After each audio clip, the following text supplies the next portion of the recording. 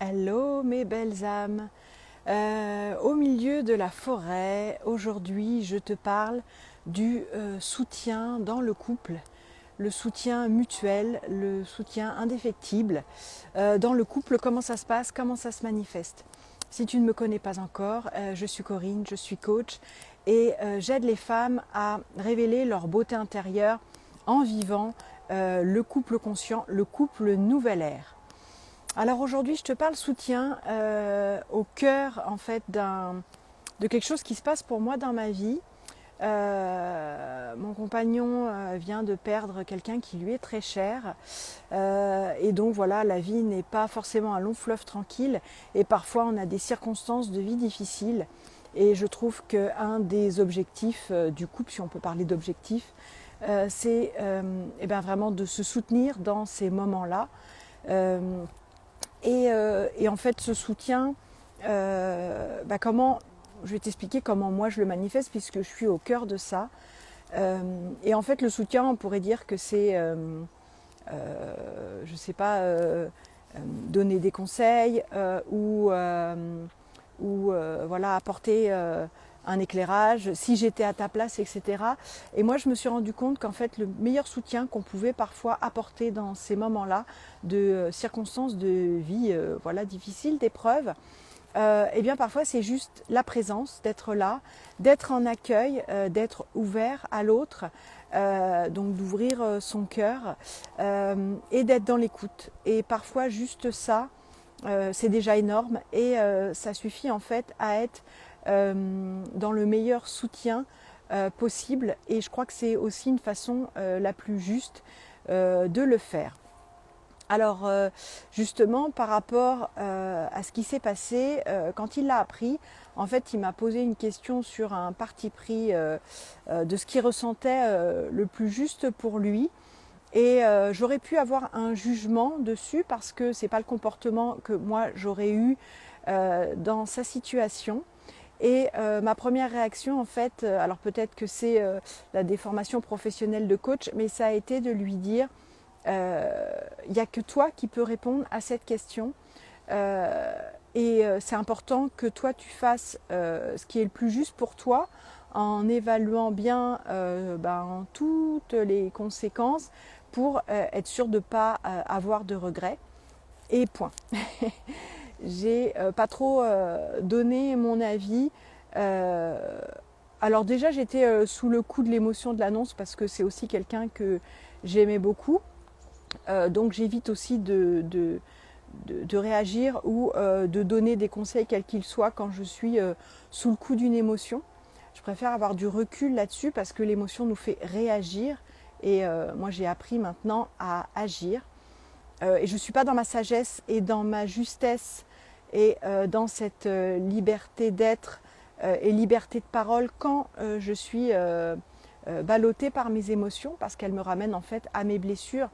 Et là, dans un cas comme ça, c'est encore moins ok que d'habitude de projeter en fait cette blessure ou un comportement qui serait issu d'une blessure. Donc voilà, ça a été ma réponse et pour moi c'était aussi du soutien. Je me mettais vraiment au service de notre couple et de mon partenaire en fait en lui faisant cette réponse qui pourrait sembler évasive, voilà, de ne pas me mouiller, etc. Mais c'était vraiment pas dans cet objectif-là, c'était simplement parce que je pense qu'il est la meilleure personne pour prendre cette décision, que c'est vraiment quelque chose qui lui appartient, que j'ai pas à faire passer ça par le biais de mes filtres. Euh, et parce que si c'est comme ça que lui doit vivre son deuil, que j'ai pas à, à essayer de le convaincre de le faire d'une autre manière. Ensuite, je vais te parler plus du soutien, comment il peut se manifester dans le couple. Alors, je ne sais pas si c'est pour tous les couples, mais en tout cas, je vais te parler de mon expérience. Et nous, on est assez équilibrés dans cette idée de soutien. Par contre, ça ne va pas se situer au même endroit.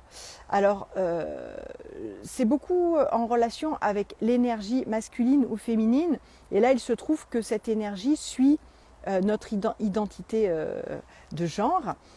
Donc en fait, mon compagnon, lui, il va être plus dans un soutien matériel, technique, de me donner des conseils sur des outils ou de m'apporter un peu sur un plateau les outils, un choix en tout cas, dans les outils que je pourrais adopter et puis aussi un soutien dans la mise en place d'action. Donc tu vois, c'est très énergie masculine. Donc c'est vraiment ce que j'appelle un soutien plus de l'ordre du matériel, sécurité aussi. C'est le rôle aussi, l'énergie masculine du père. Hein. Donc en tout cas chez nous, c'est comme ça que ça se passe. Et moi, je vais être plus dans un soutien qui va être plus moral, du prendre soin, de la douceur, de ouvrir un espace pour en fait qu'ils viennent se confier. Et ça, je vois que ça marche vraiment bien pour nous, cet équilibre.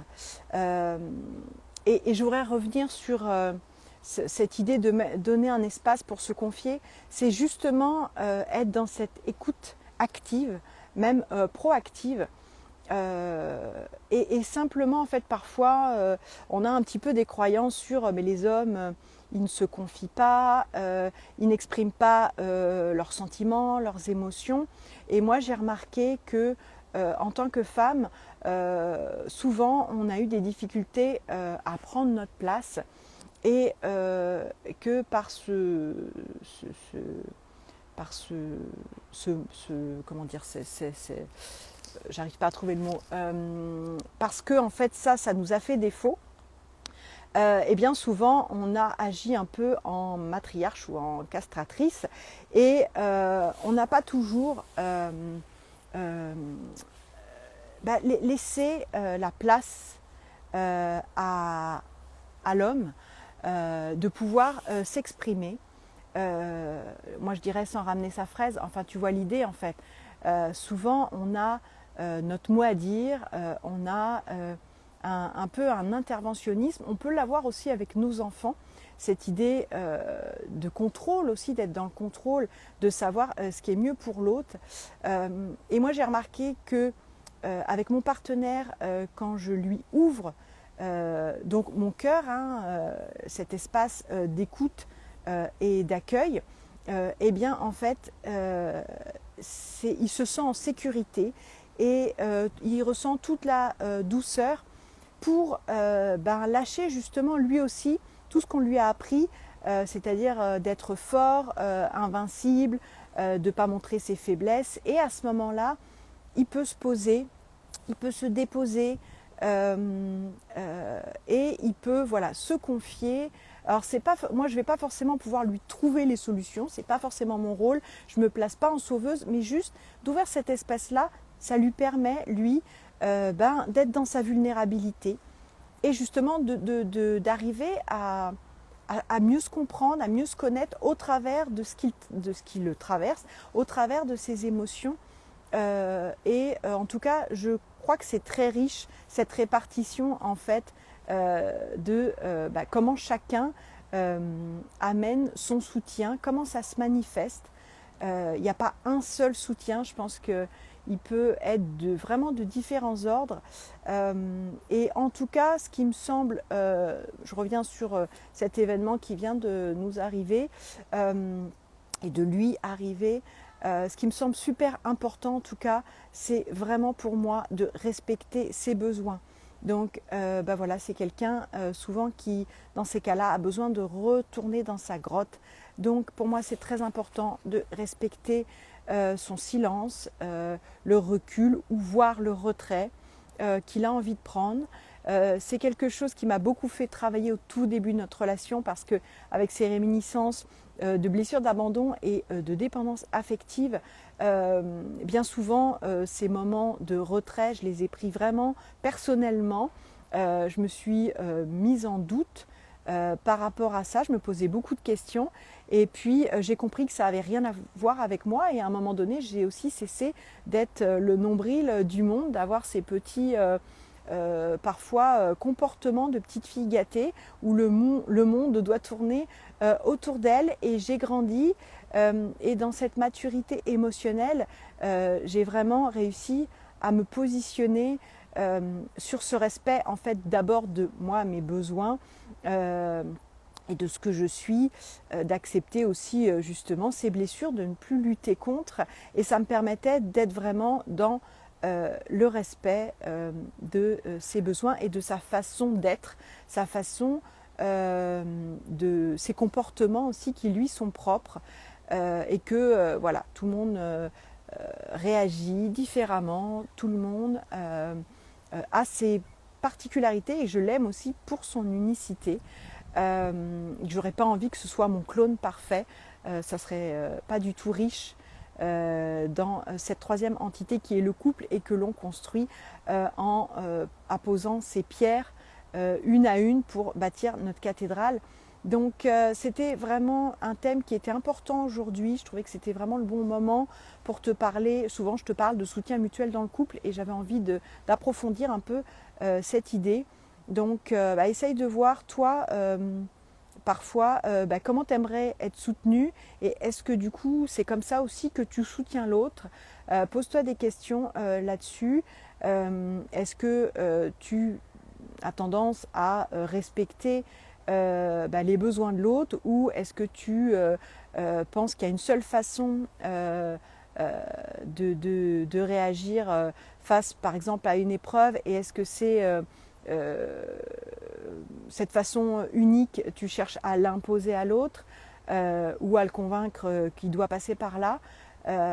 Donc voilà, ça serait intéressant que j'ai ton retour en commentaire si tu en as envie et si tu en ressens l'élan bien sûr. Quant à moi, écoute, je vais me rentrer au chaud parce que voilà, ça y est, c'est vraiment l'automne. Un beau soleil, mais quand même une bonne fraîcheur s'est installée. Donc je t'embrasse, je te dis à demain. Demain, n'oublie pas à 17h, on sera en live avec Caroline Verdier pour te présenter la quête du Dral. Dral qui est d'une rive à l'autre, qui est l'oracle que Caroline et Oa ont créé ensemble. On va t'expliquer l'événement gratuit que l'on propose en calendrier de l'Avent, donc du 1er au 25 décembre. On va t'expliquer les modalités, comment tu peux participer, en quoi ça consiste, cette quête du Dral. Et puis voilà, on a envie que ce soit quelque chose de ludique, d'amusant et en même temps qui te permettent de travailler sur toi, peut-être de faire un bilan de ton année et pourquoi pas de poser tes intentions sur l'année 2022. Ça pourrait être tout à fait ce que tu peux trouver dans cette quête du Dral Graal. Voilà, donc c'est demain à 17h. Et d'ici là, porte-toi bien.